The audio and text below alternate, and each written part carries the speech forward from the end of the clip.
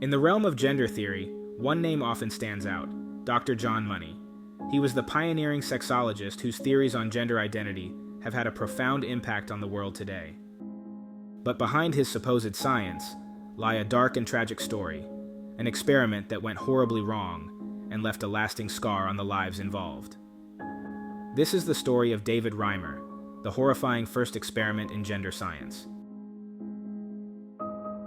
John Money was born in New Zealand in 1921 and later moved to the United States, where he became a prominent figure in psychology and sexology. He was particularly interested in the concept of gender identity, the sense of oneself as male or female, which he argued was shaped by social and environmental factors rather than just biology. Money's theories challenged the prevailing views of his time, suggesting that gender could be malleable and influenced by upbringing. If a boy was treated like a girl throughout the boy's life, he would think he was a girl. But it was his involvement in a specific case that would become both infamous and controversial, raising ethical questions that haunt the field to this day.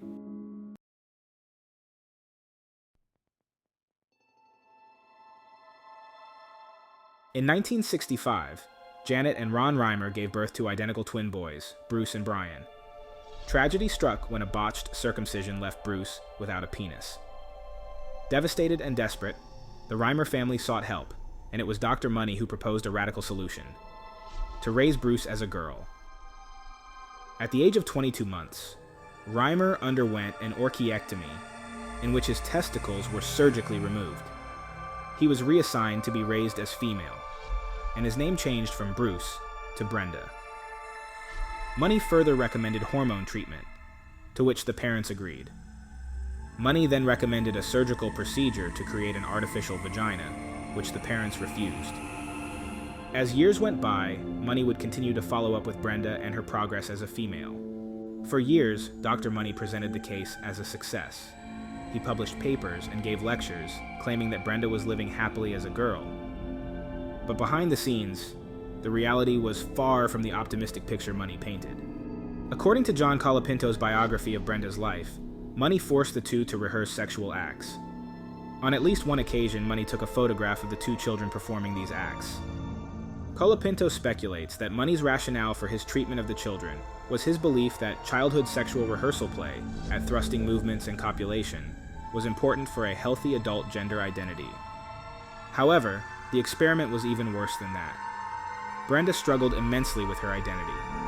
She rejected traditionally feminine activities and clothing, preferring the company and interests of boys. The psychological toll was immense, leading to severe depression and suicidal thoughts. When Brenda was finally told the truth about her birth and the experiment at the age of 14, she immediately chose to transition back to living as a male, taking the name David.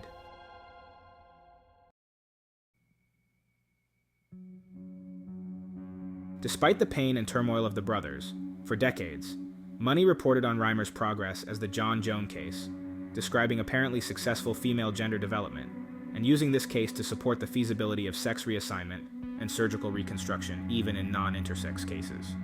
By the time this deception was discovered, the idea of a purely socially constructed gender identity and infant intersex medical interventions had become the accepted medical and sociological standard.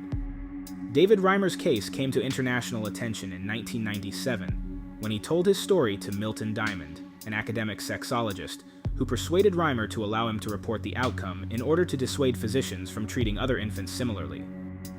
Soon after, Reimer went public with his story, and John Colapinto published the story in Rolling Stone magazine in December 1997. This was later expanded into the New York Times best-selling biography, As Nature Made Him, The Boy Who Was Raised as a Girl, in which Colapinto described how, contrary to Money's reports, when living as Brenda, Reimer did not identify as a girl.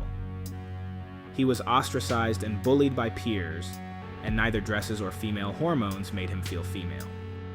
Money argued that media response to Diamond's expose was due to right-wing media bias and the anti-feminist movement. However, it has been reported that Money, privately, was mortified by the case and refused to discuss it. But there is no doubting its impact on society and gender identity today. This experiment had a devastating impact on the entire Reimer family. In July 2002, Brian was found dead from an overdose of antidepressants. In May 2004, David took his own life at age 38.